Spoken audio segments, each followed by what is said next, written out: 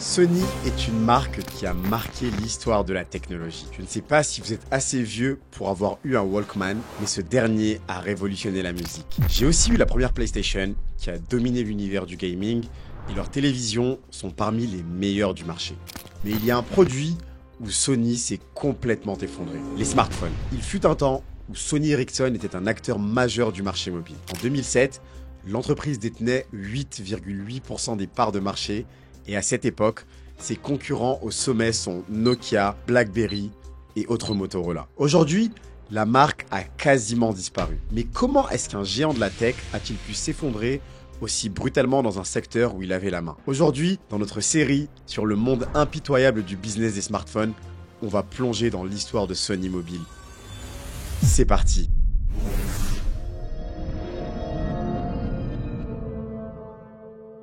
À la fin des années 90, le marché du téléphone mobile explose.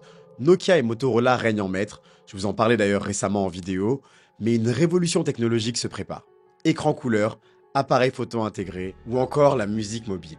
Mais deux entreprises, Sony et Ericsson, peinent à s'imposer. Ericsson, qui est un expert en communication, détient tout de même 10% du marché, mais souffre d'une image trop technique. En plus de cela, en 2000, un incendie dans une usine Philips paralyse sa production et aggrave ses difficultés. Sony, qui est déjà un géant d'électronique, excelle dans l'audio, la vidéo et les consoles de jeux.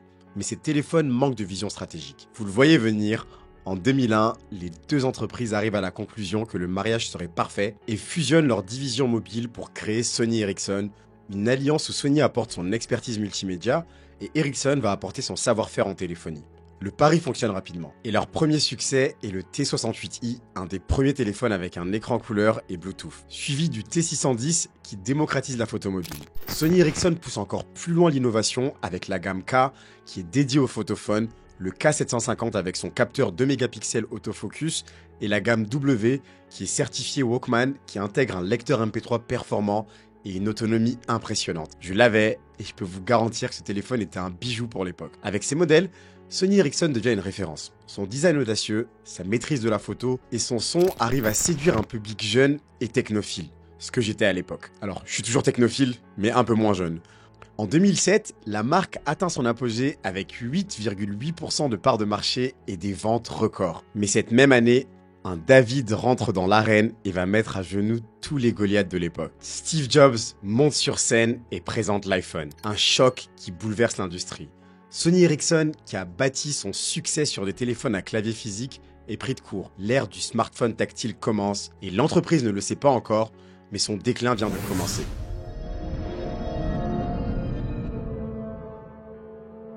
L'iPhone élimine le clavier, introduit un écran tactile réactif et un système d'exploitation fluide qui transforme complètement l'expérience utilisateur. Sony Ericsson sous-estime d'abord cette révolution.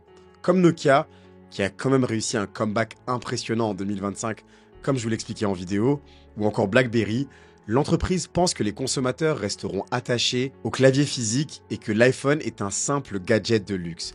Elle continue donc à miser sur ses gammes existantes, comme les téléphones Walkman et Cybershot, qui restent performants mais dépassés par l'avancée des smartphones. Pendant qu'Apple rafle le marché du haut de gamme, un autre concurrent émerge discrètement. Samsung, qui adopte rapidement Android et développe une gamme de smartphones plus abordables et performants.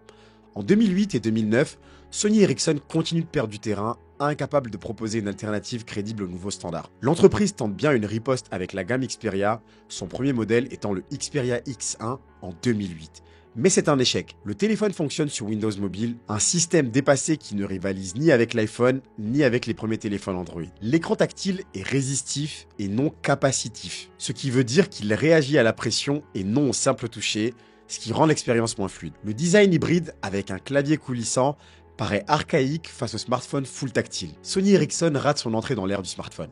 Pendant ce temps, Android se développe rapidement et Samsung inonde le marché avec ses Galaxy. La part de marché de Sony Ericsson s'effondre. Entre 2007 et 2009, elle passe de 8,8% à moins de 4%. En 2011, la situation est critique. Sony Ericsson perd des milliards, incapable de rivaliser avec Apple et Samsung.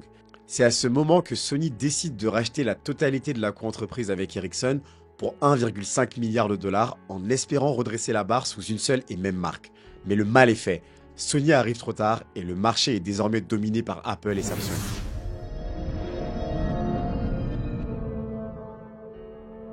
Après de longues négociations, en 2012, Sony prend enfin le contrôle total de Sony Ericsson et tente de redresser la situation en lançant une nouvelle gamme sous la marque Sony Xperia. L'objectif est clair, rivaliser avec l'iPhone et les Samsung Galaxy en misant sur l'expertise de Sony en matière d'écran, de capteurs photo et de design. Sony va donc se lancer dans une offensive massive et va dévoiler 5 modèles en quelques mois. Xperia S, Xperia P, Xperia U, Xperia Ion et Xperia Sola. Trop de modèles, mais c'est une erreur. Trop de modèles, trop vite. Au lieu de proposer une alternative claire aux géants du marché, Sony embrouille les consommateurs avec des gammes aux noms confus et aux différences peu marquées. Le problème ne vient pas seulement du nombre de modèles, mais aussi de la stratégie. Les téléphones Xperia sont bien conçus, mais peinent à innover. À une époque où Apple impose l'écosystème iOS et où Samsung capitalise sur la flexibilité d'Android, Sony manque d'une identité forte. Le marketing est catastrophique. Contrairement à Apple qui soigne sa communication et à Samsung qui inonde le marché avec des campagnes agressives, Sony Mobile ne sait pas comment vendre ses téléphones. Peu de publicité, des lancements ratés et une faible présence en magasin. De plus, les prix sont mal positionnés. Sony tente de vendre ses smartphones à des prix premium sans proposer une vraie valeur ajoutée face aux iPhone et Galaxy. Mais l'erreur la plus grave est ailleurs.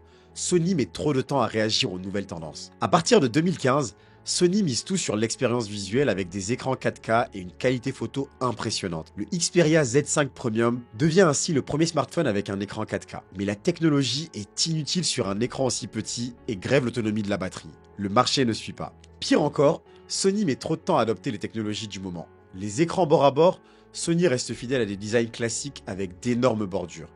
La reconnaissance faciale, absente. Les capteurs d'empreintes sous l'écran, Sony tarde à les intégrer. Les doubles capteurs photo, présents chez Apple et Samsung, mais Sony les adopte avec retard. Alors que les concurrents évoluent rapidement, Sony stagne. À force de viser le segment ultra premium sans maîtriser les codes du marketing et de l'innovation, la marque se coupe du grand public. En 2014, la part de marché mondiale de Sony Mobile passe sous la barre des 3%.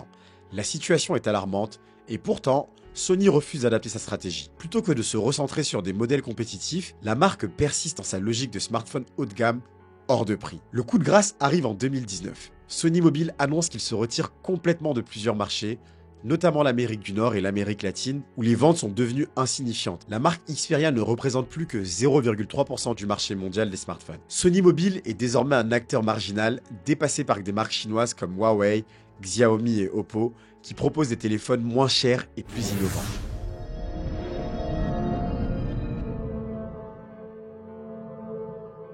En 2020, Sony Mobile n'est plus que l'ombre de ce qu'il était. Les smartphones Xperia n'intéressent plus personne. D'ailleurs, si vous avez moins de 20 ans, il se peut même que vous découvriez que Sony faisait des téléphones. Avec une part de marché tombée sous les 0,1%, Sony Mobile devient une division quasiment insignifiante pour le groupe Sony. Mais plutôt que d'accepter son échec et de tirer un trait sur le marché des smartphones, Sony s'accroche. En 2021, il tente une nouvelle approche avec les Xperia 1.3 et Xperia 5.3, deux modèles ultra premium destinés aux photographes et vidéastes professionnels. La marque mise sur sa maîtrise des capteurs photo en intégrant les technologies issues de ses célèbres appareils Sony Alpha. Le problème, c'est que personne ne veut d'un smartphone à 1500 €, dont l'interface est complexe et la durée du support limitée. À ce prix-là, les consommateurs vont préférer un iPhone Pro Max ou un Samsung Galaxy Ultra, des références incontestées du haut de gamme. Sony essaye pourtant de séduire avec un public de niche, notamment avec des fonctionnalités uniques comme l'écran 4K HDR et les options avancées pour les vidéastes. Mais là encore, la sauce ne prend pas. Les critiques pointent plusieurs défauts. Un prix totalement déconnecté du marché. Le marketing est inexistant. Sony ne fait aucun effort pour promouvoir ses smartphones. En plus de cela, l'écosystème est faible. Contrairement à Apple et Samsung, Sony ne propose pas d'écosystème interconnecté entre ses appareils. Et le pire, c'est que pour ce prix, le support logiciel est limité. 2 ans de mise à jour contre 5 ou 6 ans chez la concurrence. En 2022, Sony Mobile cesse finalement toute production pour plusieurs marchés, y compris l'Inde, l'Amérique du Sud et l'Afrique, pour se concentrer uniquement sur le Japon et quelques pays d'Europe, dont la France. Les chiffres sont accablants. Sony vend moins de 2 millions de smartphones par an, contre près de 230 millions pour Apple et 260 millions pour Samsung. En 2023, la division mobile de Sony ne génère plus que quelques centaines de millions de dollars de revenus, une goutte d'eau comparée aux 90 milliards de dollars de chiffre d'affaires annuel du groupe. Le constat est sans appel. Sony ne joue plus aucun rôle sur le marché des smartphones. Alors que les marques chinoises continuent de progresser avec 56% de ventes totales de smartphones en 2024 et que l'écart entre Sony et ses concurrents se creuse encore plus, une question se pose. Sony va-t-il complètement abandonner les smartphones? Pour l'instant en tout cas, la marque maintient artificiellement la gamme Xperia en proposant 1 ou 2 modèles par an. Mais la tendance est claire, Les ventes chutent, l'innovation est au point mort et Sony n'a plus aucune ambition dans ce secteur. Aujourd'hui, en 2025, la situation est plus critique que jamais. Les ventes de la gamme Xperia sont anecdotiques et la marque peine à justifier son existence. Les smartphones Sony sont presque introuvables dans les magasins et très peu de consommateurs en possèdent encore un. Le cas Sony Mobile est un exemple parfait d'un enchaînement de mauvaises décisions stratégiques pour une entreprise. Ils ont réagi trop lentement à l'iPhone, ils ont abandonné leur best-seller trop tôt, leur stratégie produit était un chaos total, ils ont négligé la communication et la distribution et ils ont fait fuir leurs clients avec un mauvais support. Sony avait tout pour réussir, une technologie avancée, une marque forte, des ressources financières colossales. Mais l'entreprise a raté toutes les grandes évolutions du smartphone en enchaînant les erreurs stratégiques et les décisions absurdes. Et au lieu d'être aux côtés des iPhones et autres Galaxy, l'entreprise se retrouve aujourd'hui dans la même situation que Motorola, qui avait encore plus d'avance que Sony, mais qui a tout gâché en raison d'une erreur majeure, comme on le découvre dans la vidéo qui s'affiche.